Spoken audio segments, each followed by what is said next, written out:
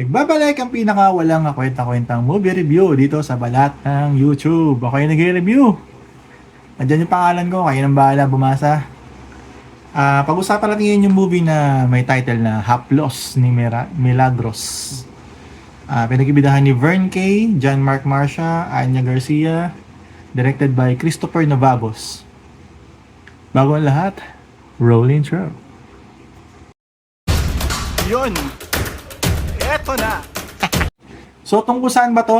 Tungkol sa mag-asawa na si John Mark Marcia at si Anya Austria. Dito sa movie na to, parang nagkakaroon ng erectile dysfunction itong si John Mark Marcia.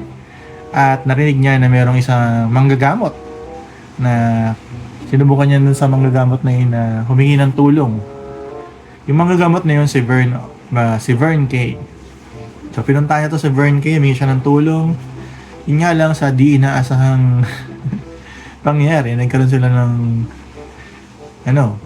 hindi naman hindi inaasahan, pero parang inaasahan na rin kasi bigla sila nagkaroon ng relasyon.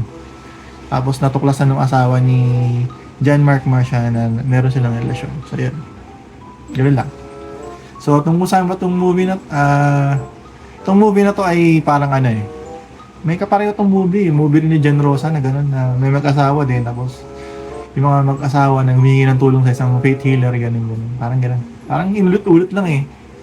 So, kung ibibigyan ko siya ng score, may rate ko dito 3/10. Hindi ako masyado naganda sa movie. Sana ay mag-iba naman ng plot ang itong mga movies ng Viva Max. Alright, so that's it for this movie review.